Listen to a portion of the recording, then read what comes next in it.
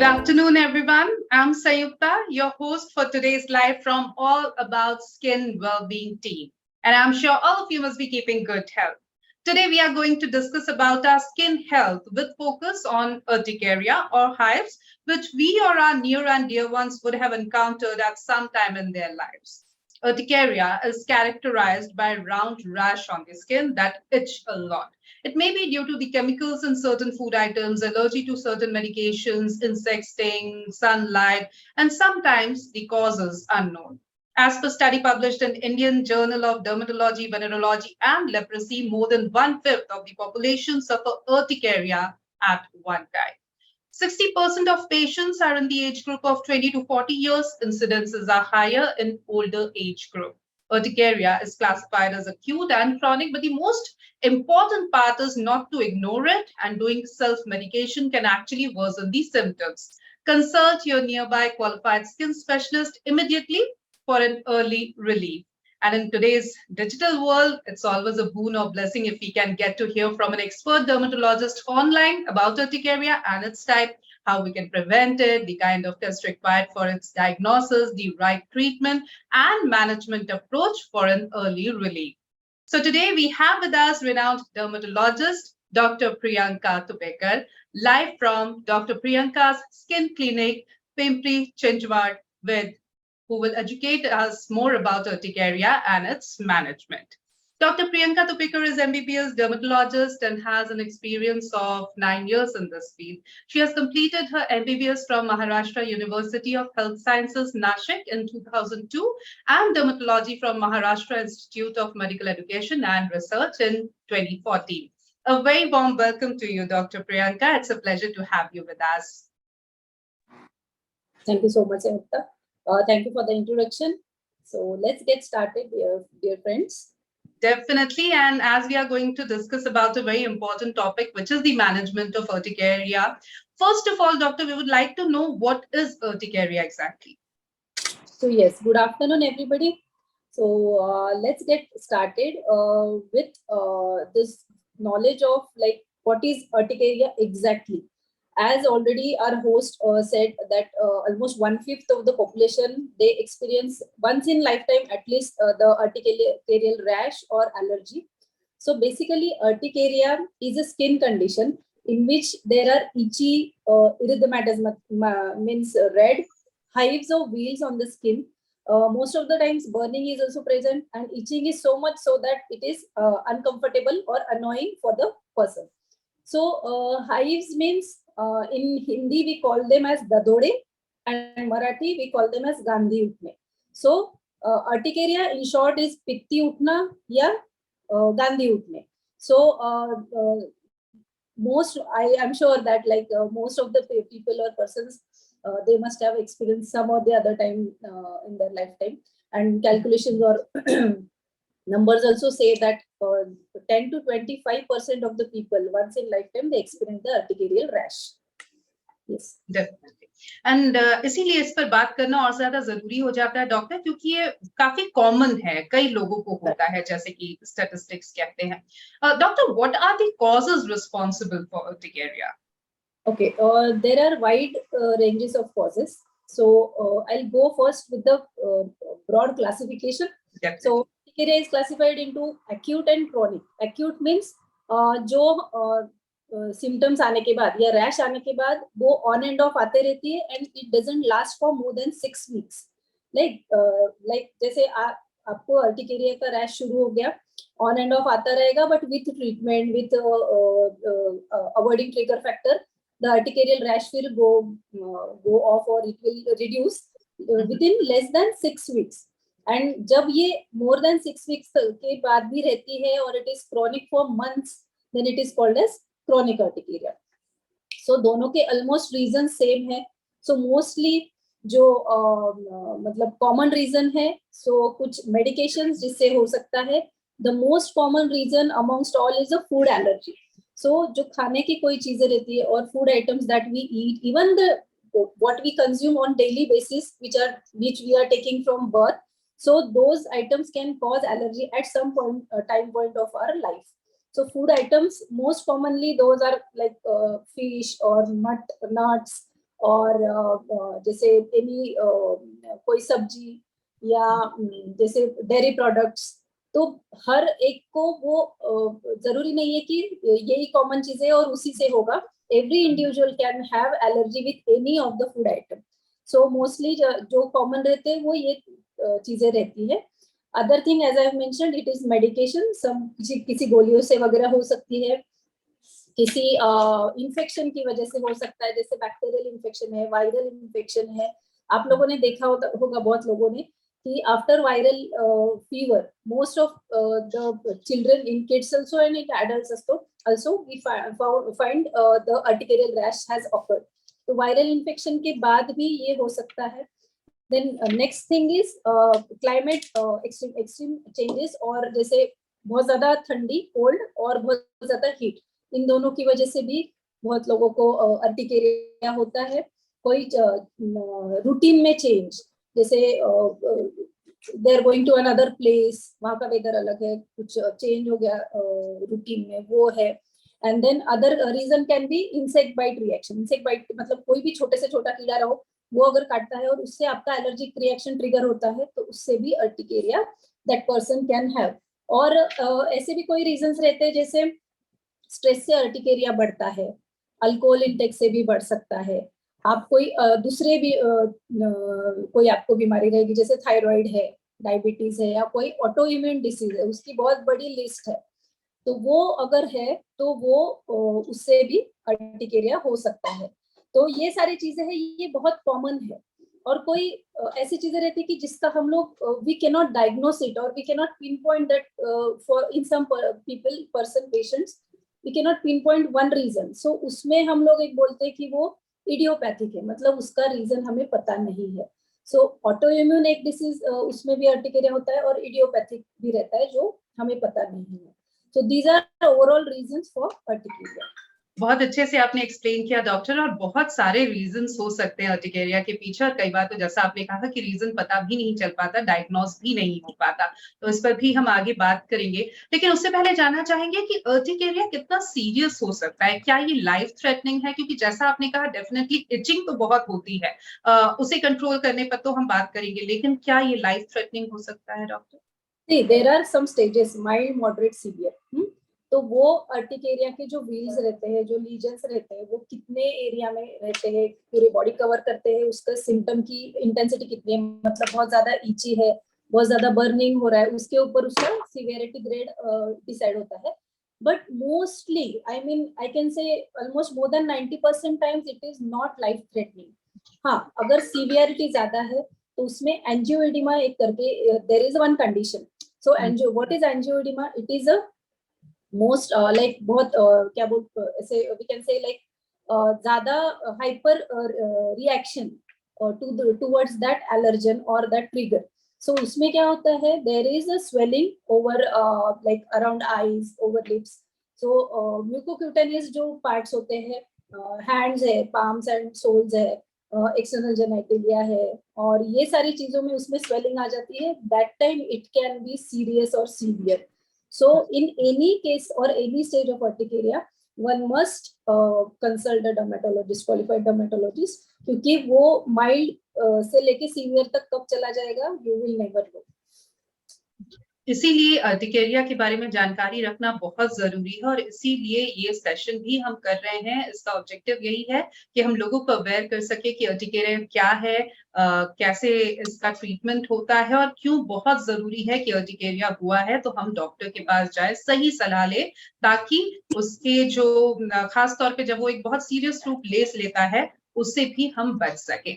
Doctor, बहुत आम लोगों के लिए कई बार स्किन पे किसी भी तरह की एलर्जी हो या कोई रिएक्शन हो, तो हम समझ नहीं पाते हैं कि ये क्या है, ये एक्जिमा है कि ये अर्टिकेरिया है कि ये कोई फंगल इन्फेक्शन है.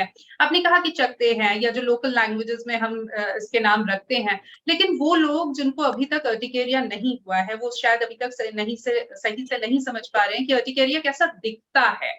तो उस पे हम चाहेंगे कि आप हमें कुछ बताएं.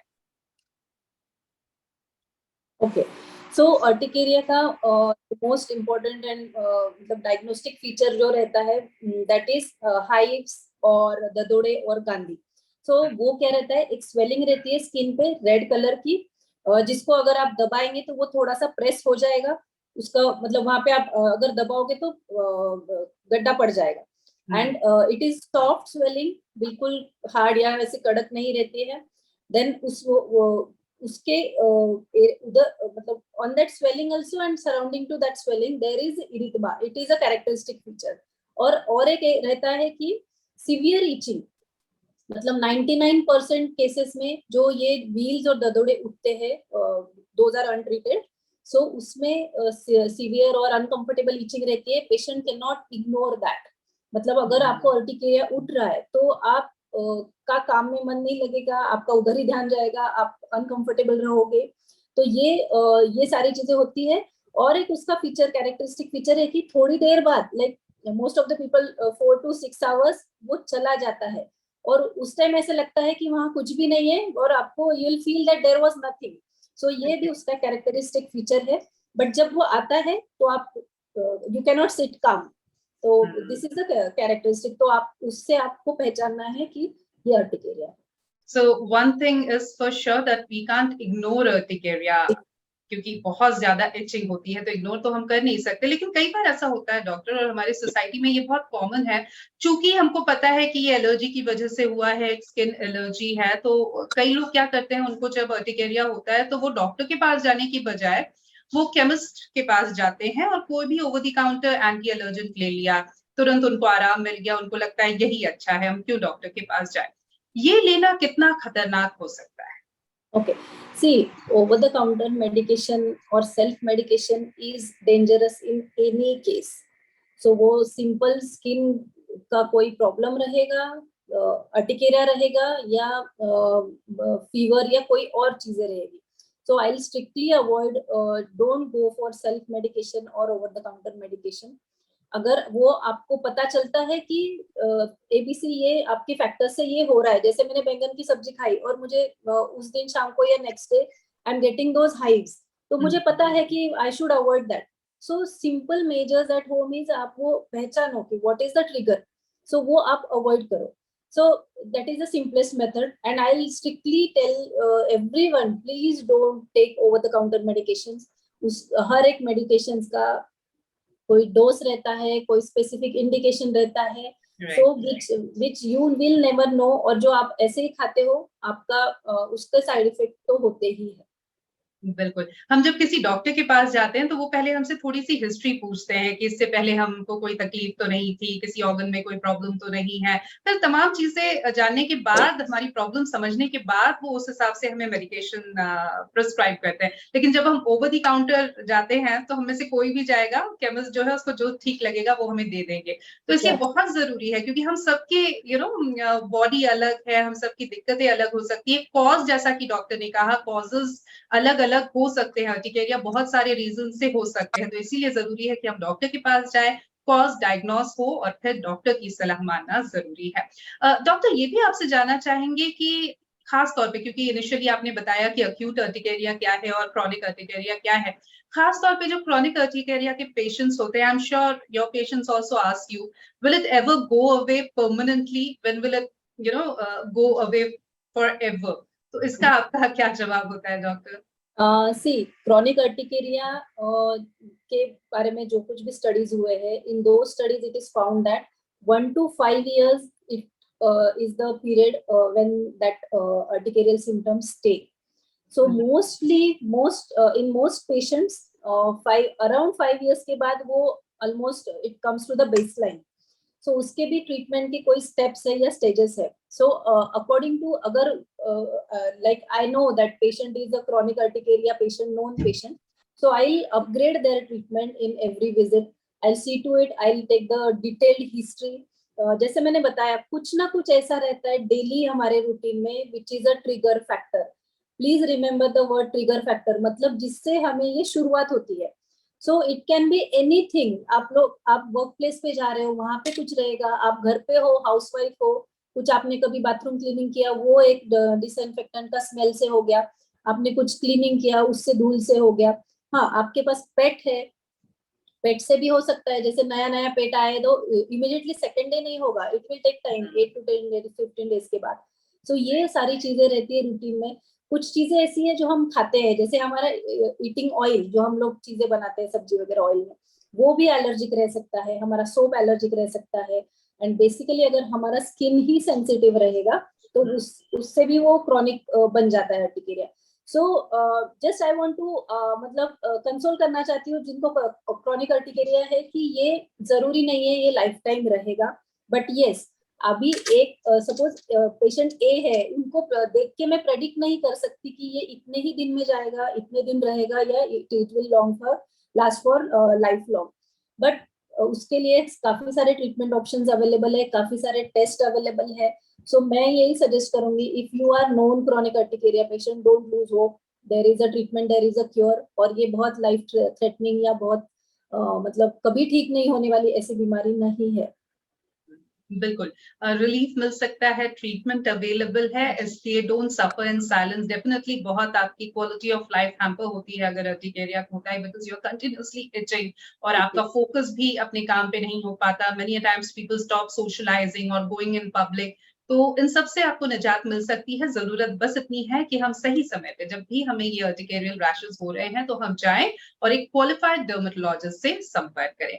Doctor, what are the potential complications of urticaria if left untreated? अगर उसको ट्रीट ही नहीं कराए तो क्या हो सकता है?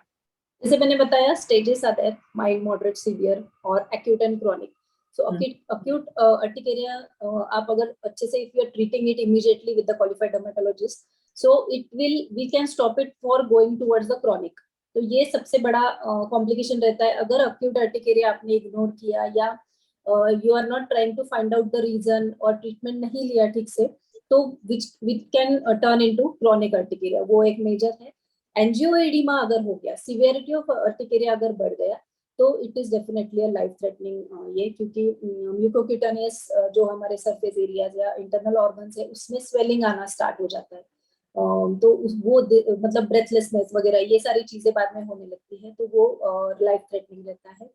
और मतलब eventually I have seen patients who are chronic having chronic urticaria और वो बहुत दिनों तक घर पे ही उसको ये कर रहे थे, so they develop some different stress about it और उसमें से वो either एंजाइटी में चले जाते हैं या डिप्रेशन में चले जाते हैं।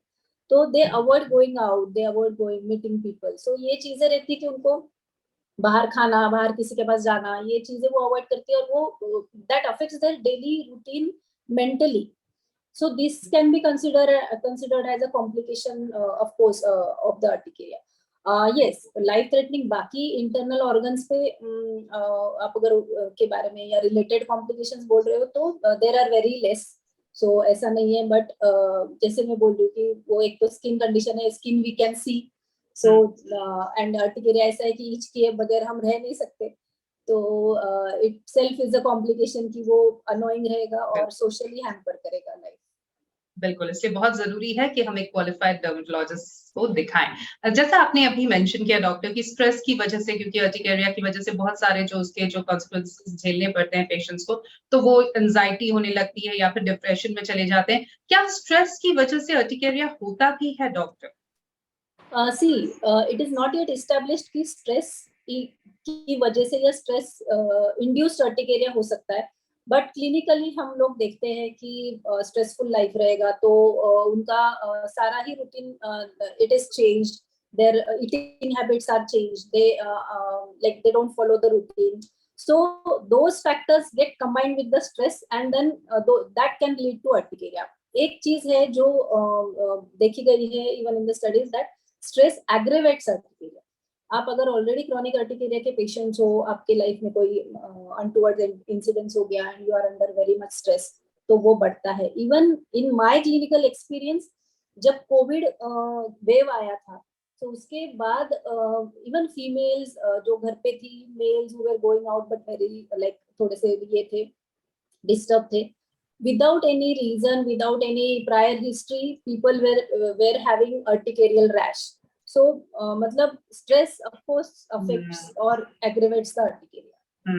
एक विशियस साइकिल जैसा है, स्ट्रेस की वजह से अर्टिकेरिया होना और अर्टिकेरिया की वजह से स्ट्रेस लेवल बढ़ना और फिर वो एग्रीवेट करना।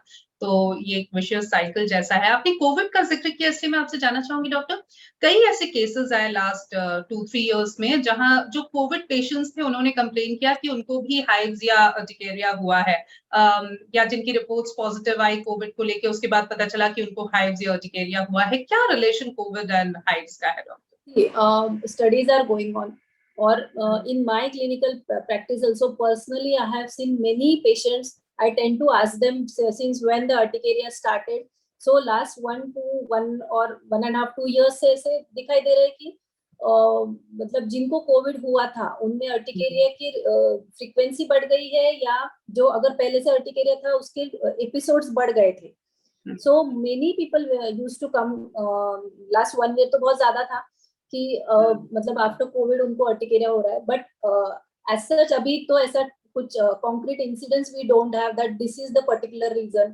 Virus can be the reason, medicine can be the reason, low immunity can be the reason, कुछ खाने में बदलाव किए हैं लोगों ने, वो रीजन रह सकते हैं. कुछ और प्रिवेंशन के लिए बहुत कुछ चीजें ट्राई की है लोगों ने, घर पे ही काढ़ा ये वो. So that can be the reason. ये अभी मतलब इट्स टू अर्ली टू मतलब take a call on that. आपसे बातचीत का सिलसिला हम जारी रखेंगे। कुछ हमारे व्यूअर्स के सवाल हैं, वो मैं ले लेती हूँ। हमारे साथ सानिध्य ठाकुर हैं, पूछ रहे हैं, कैन स्मोकिंग और passive smoking aggravate my urticarial symptoms? See, smoking itself is harmful for our body. तो स्मोकिंग की वजह से डायरेक्टली अर्टिकेरिया हो ऐसे केसेस मैंने कम देखे, ऑलमोस्ट ना के बराबर. And but yes, I'll suggest मतलब no smoking is always better. So कुछ ऐसा इंटरनल चेंजेस होते हैं स्मोकिंग एंड अल्कोहल की वजह से, जो इन विच जो ब्लड का या अपना इम्यूनिटी वाला जो सिस्टम है दैट गेट्स एक्टिवेटेड. तो बहुत लोगों में क्रॉनिक स्मोकर्स में इट कैन हैपन. अर्टिकेरिया का जो सिस्टम ये रहता है, मैकेनिज्म रहता है, तो वो ट्रिगर हो सकता है. We can not deny it. और अल्कोहल तो है ही, अल्कोहल से तो होता ही है अर्टिकेरिया. तो अल्कोहल जिनको भी क्रॉनिक अर्टिकेरिया की प्रॉब्लम है एंड रेगुलरली टेकिंग अल्कोहल, थोड़ा सा उन्होंने उसके पास ध्यान देना है. और बट यस मतलब फर्मली तो अवॉइड करना चाहिए स्मोकिंग एंड अल्कोहल बोथ. वंदना नरवरिया है हमारे साथ, पूछ रही है, is can urticaria B triggered by various environmental factors? Yes, there is specific articarial classification, physiological और physical उसको बोलते हैं. So excessive heat during summers, excessive cold, जैसे simple example I'll give you. We are staying in Pune and then somebody is going to the extreme cold place like जहाँ बर्फ वगैरह गिरती है. So those people also complain, or they also tend to get the urticaria after exposure to the excessive cold weather. So yes, it is very well established कि environmental changes से होता है. Even many people get even the cold water, means many people get it in the monsoon. So for bathing, other things, they avoid the cold water, they use lukewarm or hot water. But if they go out in monsoon, they get wet and they get the trigger, urticaria triggered. होता है. John Varghese हैं, पूछ रहे हैं, genetic predisposition factors can also cause developing hives और urticaria? Yes, genetically it is मतलब it is a hereditary condition, और it also depends on our जो स्किन टेक्सचर या स्किन इम्यूनिटी रहती है या स्किन कंडीशन. जैसे अटोपिक डर्मेटाइटिस भी से it is like excessive dry and sensitive skin. So we diagnose it like, वो तो बचपन में ही पता चल जाता है. तो वो अटोपिक स्किन जो रहती है, अगर वो इनहेरिट हुई है from your mother, father or grandparents, so that can lead to urticaria. मतलब अगर urticaria की उनमें भी tendency है, so you will there are chances that you will get that. Fair enough. Faria Baig है हमारे साथ, पूछ रही हैं, are there any specific self-care measures or home remedies that I can try to reduce the itching and discomfort caused by urticaria? Yes, actually this point I had kept it for the last, but I'll just brief it. See, firstly, find out the trigger. Okay, that is the most important thing. So trigger factor ढूंढना है, and that you only can do. We as a doctor, we can suggest you these things can cause urticaria आपके urticaria के लिए. और मैं मेरे patients को बोलती हूँ to maintain the diary और write down the notes कि 2 days I was okay, third day I developed the urticarial rash, so what did I do, वो लास्ट डे सेम डे कुछ चेंज हुआ है, खाने में मैंने क्या खाया, वो सब नोट डाउन कीजिए, फाइंड आउट कीजिए. ओके, अवॉइड कीजिए वो चीजें, आपके ही हाथ में है. सो वो अवॉइड करना is one thing. There are many calming lotions like calamine lotion है, एंटी इच लोशन है. अगर आप क्रॉनिक अर्टिकेरिया के पेशेंट्स हो या आपको कभी कभी अर्टिकेरियल रैश आ जाती है, तो वो लोशंस आप यूज कर सकते हो. सबसे इंपॉर्टेंट है मॉइस्चराइज योर स्किन. तो स्किन मॉइस्चराइजर अच्छे क्वालिटी का आप 12 महीने साल भर यूज कीजिए. Avoid going out in the sun. जैसे हम लोग बोलते हैं पीक सन वाले आवर्स जो रहते हैं लाइक 10 to 4, अगर आप जा रहे हो तो apply ample amount of good quality of sunscreen. Cover कीजिए आपका फेस, सनकोट पहनिए, स्कार्फ पहनिए and then go out. Okay, so अगर आपको ठंडी का प्रॉब्लम है, protect yourself from the winter और कोल्ड. बहुत लोगों को प्रेशर अर्टिकेरिया रहता है, लाइक रिस्ट वॉच की वजह से होना, बेल्ट की वजह से होना, फीमेल्स में इनर क्लोथ्स की वजह से होना. सो ये भी बहुत कॉमन अर्टिकेरियल ये है, टाइप है. तो आपको वो अवॉइड करना है. So don't wear a watch और वेयर लूज कंफर्टेबल क्लोथ्स. जो मेल्स है उनको बेल्ट लगाना है, तो वो you find out the other ways. ये चीजें रहती है. सो मतलब few things are there in urticaria which only the patient can do or patient can follow. हाँ, और ये सब करके भी नहीं, drink lot of water. See, this is the major thing because ठंडी में हम पानी पीते नहीं है, कम पीते हैं. मानसून में भी tend to forget or don't drink water. So ये चीजें रहती है जो हमारी स्किन इवेंचुअली ड्राई बनाते जाती है and then skin become sensitive. जो जिनको पहले से अर्टिकेरिया का प्रॉब्लम है, तो उन्होंने हम अपनी स्किन की इम्यूनिटी बढ़ाने के लिए भी ट्राई करना चाहिए. सो समर में थोड़ा स्पाइसी ऑयली कम खाओ. You take lot of like थोड़ा सा जो ठंडी चीजें रहती है वो लो. विंटर में you keep yourself warm. Diet पे ध्यान रखो. सो ये चीजें हैं जो you can do at home and it is advisable that you should do it. बिल्कुल. कीर्ति कपूर का भी यही सवाल था, तो उनको भी अपने सवाल का जवाब मिल गया होगा. डॉक्टर, हम जब अपने घरों में रहते हैं या कंट्रोल्ड एटमॉस्फेयर में रहते हैं, तो चीजों को मॉनिटर करना, उन्हें अवॉइड करना या सावधानी बरतना पॉसिबल होता है. लेकिन मान लीजिए मैं बाहर कल खाना खाने गई थी और मैं आई और मैंने देखा कि मैंने चाइनीज खाया था या कुछ खाया था और अर्टिकेरियल रैशेस हो गए हैं.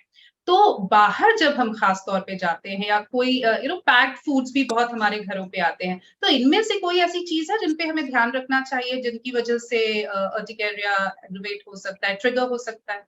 Yes, food with the preservative is like most common trigger factor.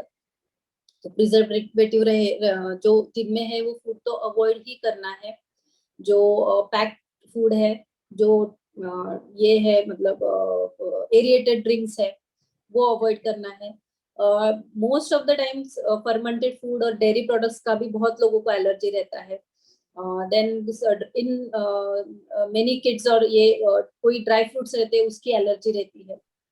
So even if you are going out, थोड़ा सा like fresh food you take और routinely whatever you are eating और you already मतलब पहले खा चुके हैं ऐसे फूड लीजिए. जैसे if you are going out, you are eating non veg, fish में अलग वैरायटी. अगर if you are a chronic urticarial patient, तो अलग वैरायटी मत ट्राई कीजिए. जैसे so these are the things. And see on top of it, अगर regular भी फूड आप बाहर खा रहे हो, तो वी कैन नॉट से कि वो उससे नहीं होगा. So yes, food is the like, मेरे तो प्रैक्टिस में 70 to 80% time food is the predict, मतलब वही ये है प्रेडिक्टेबल कॉज. बिल्कुल, इस पर थोड़ी और बात भी हम करेंगे, लेकिन उससे पहले राहुल सवाल है हमसे पूछ रहे हैं. राहुल की, कैन सर्टेन ग्रूमिंग और personal care products such as shaving creams, after shave lotions और colognes, they can also trigger or worsen my urticaria? See, shaving creams which you are using for years, तो और suddenly आपने change किया and you are a chronic urticaria patient, yes, that can cause. Common thing is perfumes, colognes or deodorants. They are known to cause urticaria or aggravate the urticaria. उससे हो सकता है. Even some strong smells, any like disinfectant का smell रहेगा, कोई flower का smell रहेगा, कुछ और रहेगा, पर उससे भी ट्रिगर हो सकता है. ओके. टीना भार्गव का सवाल है, कैन एक्सेसिव स्वेटिंग और physical activity exaggerate my urticarial symptoms, and are there any preventive measures I can take during exercise or during hot weathers, etc.? Yes, I have already mentioned one classification like physiological और physical. So उसमें exercising भी आता है, उसको cholinergic ये भी बोलते हैं urticaria. So during exercise some कुछ हार्मोन्स और कुछ फैक्टर्स हमारे बॉडी में सीक्रेट होते हैं, तो उसकी वजह से हमारे जो हिस्टामाइन है वो रिलीज हो सकता है because of activation of some cells called as mast cells. तो वो it is very well known कि मतलब सीवियर एक्सरसाइज के बाद अर्टिकेरिया होता है. इवन कोई पेशेंट्स में हॉट वाटर बाथ से भी अर्टिकेरिया होता है. एंड जैसे मैंने ऑलरेडी मेंशन किया कि heat and cold are they are known to temperatures, they are known to cause और एग्रीवेट द अर्टिकेरिया. तो ये दोनों चीजों से होता है. Simple thing is go gradual, मतलब विगरस एक्सरसाइज करना, don't do that. If you have started exercising like after a long gap, you start it with 10 minutes 15 minutes, go slow. जो बॉडी अडेप्ट होते जाएगी, जैसे भी मतलब everybody knows about the warm up. So warm up exercises ज्यादा कीजिए शुरुआत में. Drink lot of water, take breaks in between the exercise, okay, and increase your intensity of exercise gradually. जैसे आज आपने किया है, कल एकदम डायरेक्टली आप वेट उठा रहे हो और डायरेक्टली विगरस एक्सरसाइज कर रहे हो, don't do that. Slowly go. And जैसे एक्सरसाइज करके आप आते हो, लुकवार्म या कोल्ड वाटर, अगर आपको एलर्जी नहीं है तो उससे आप you take a good shower so that जो स्वेटिंग का ये रहता है वो निकल जाएगा. और सबसे इम्पोर्टेंट है, clothing should be comfortable during the exercise. It मतलब it's your call to wear the fashionable clothings, but clothing does matter. So उस clothing loose comfortable और मतलब exercise के इससे आपको choose करना है. Right. Many times patient complain, doctor, that their urticaria or hives get worse during night. तो night में urticaria बढ़ने के कोई correlation है? Yes, actually एक simple correlation है कि हमारा ध्यान नहीं रहता है डे टाइम में. हम लोग some or the other ways we are busy, so we don't pay much attention even if it is itchy. So night time we are relaxed और अपना ध्यान भी जाता है.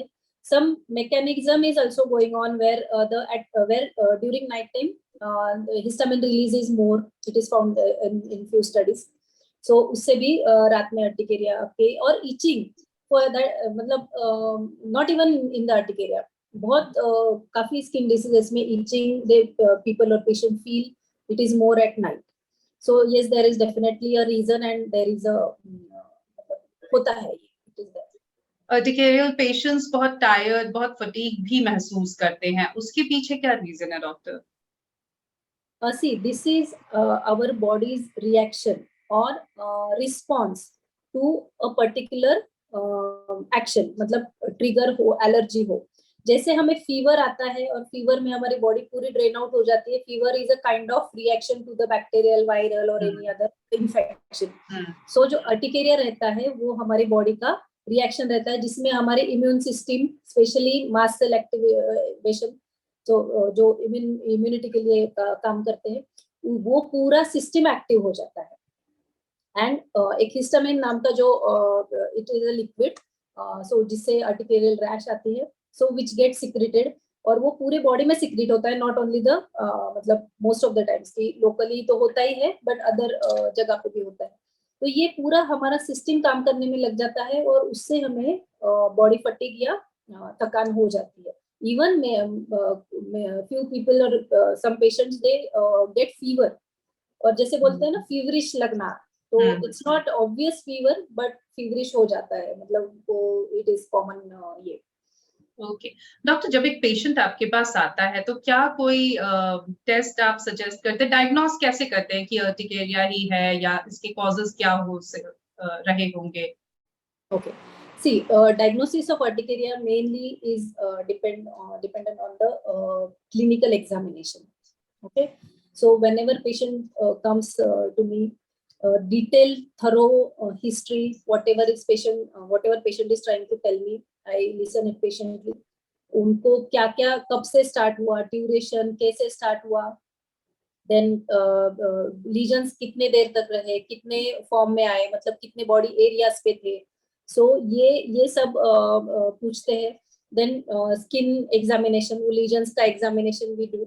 सो क्लिनिक का एक सिंपल इन क्लिनिक टेस्ट रहता है डर्मोग्राफिज्म, उससे हम लोग पता कर सकते हैं कि अर्टिकेरिया कितनी इंटेंसिटी का है, और व्हील्स और जो ये है अर्टिकेरियल रिएक्शन रैश वो कितनी जल्दी आती है. So it is a simple clinic based test. Mostly detail physical examination, detail history, इससे हम लोग अर्टिकेरिया का डायग्नोसिस कर सकते हैं.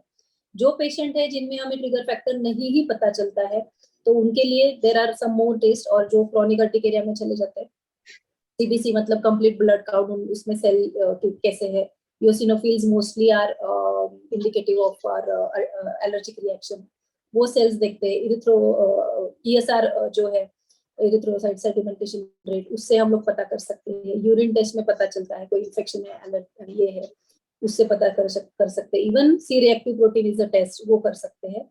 और लास्टली एक एलर्जन टेस्ट रहता है जिसमें वेरियस एलर्जन भी यूज, स्किन पे उसका टेस्ट होता है, और उसमें से पता चलता है कि किस एलर्जन की वजह से उनको वो रिएक्शन आ रहा है. तो जैसे उसमें से एन नंबर ऑफ एलर्जेंस रहते हैं, फूड आइटम्स के एलर्जन रहते हैं, परफ्यूम्स के रहते हैं, बहुत सारी चीजों के रहते हैं, मेडिसिन के रहते हैं. तो वो एक फाइनल टेस्ट रहता है, तो वो भी कर सकते हैं. और एक स्किन का एक टेस्ट रहता है, ऑटोलॉगस सीरम सेंसिटिविटी टेस्ट. तो वो एक टेस्ट रहता है जिसमें हम पेशेंट का ब्लड निकालते हैं, उसमें से सीरम सेपरेट करते हैं, and that serum we inject in patient itself with a control on another hand with normal saline. तो वो कंपेयर करते हैं, और उससे हमें पता चलता है कि ये है. But in clinical practice so far, in my experience, diagnosis ऐसे ही हो जाता है, मतलब क्लिनिकली हो जाता है. बट कॉज अगर we have to go in depth, so all this test are available. और ट्रीटमेंट क्या अवेलेबल है डॉक्टर अर्टिकेरिया के लिए? Yes. So treatment also, it is not just treatment, it is overall management of urticaria. Okay. Right. So जैसे मैंने बोला already, urticaria का management from the individual, from the patient himself or herself, वो start होता है. तो उन्होंने start मतलब देखना चाहिए हमें क्यों हो रहा है. And please don't go for OTC medicines.